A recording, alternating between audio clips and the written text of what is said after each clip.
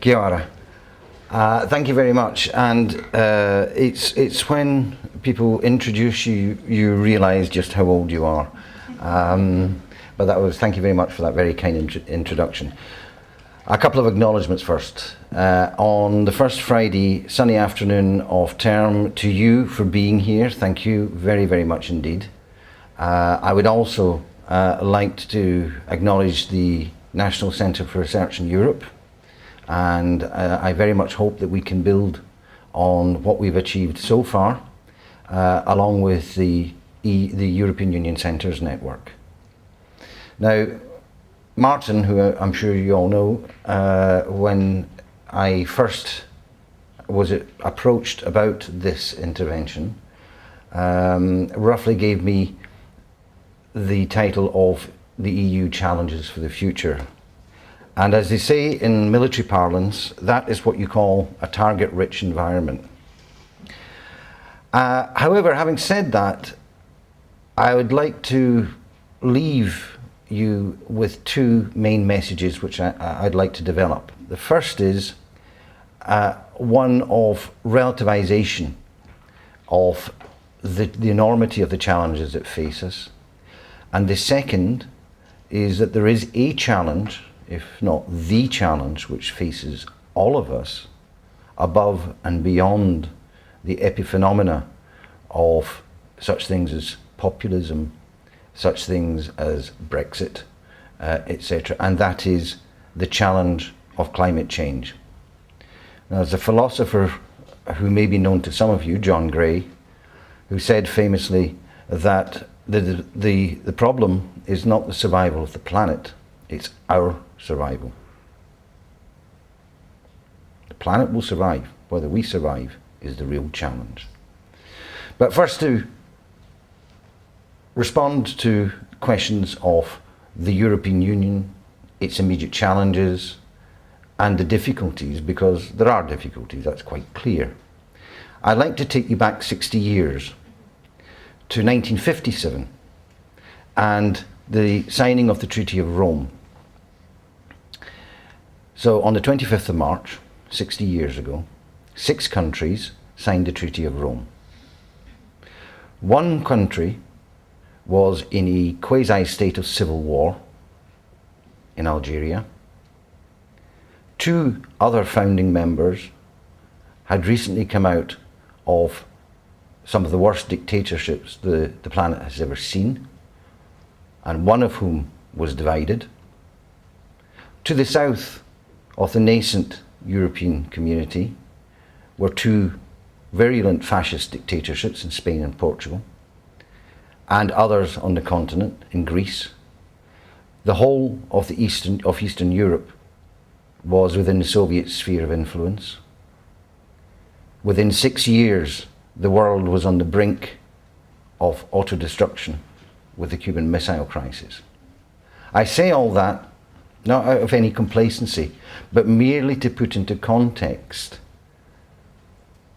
the situation when what was to become the European Union was born, and the situation we're in now.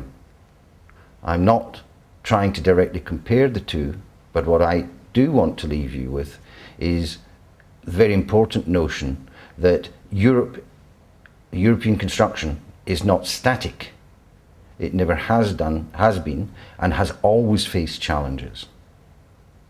Some of those challenges we have patently faced with success, and one in which I personally took great satisfaction in participating in was the enlargement to the east, with all the difficulties that involved. It was a gamble, and a gamble which I believe very strongly paid off. But when we look back at challenges faced and met, the complacency, in fact, is to believe that the result was inevitable. I am not a believer in the Whig version of history.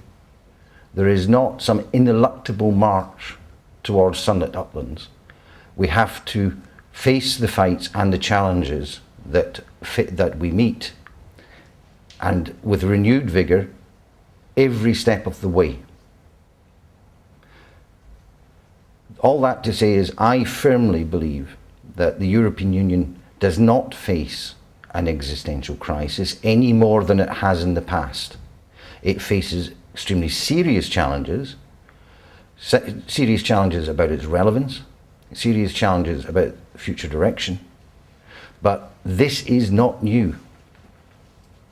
And it would be a mistake to think that the European Union does not have that degree of resilience which has seen it through all the various challenges. I jumped from 57 to post-89 to now, but there is not a year throughout the 60 years history since the Treaty of Rome where there have not been extremely serious challenges.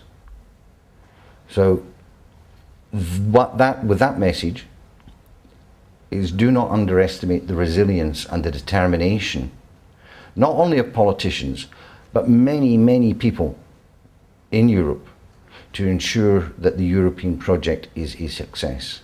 It is not simply the creation of elites. That's a new narrative. It's at a very real and personal level. It is something which comes from a shared experience of Europe.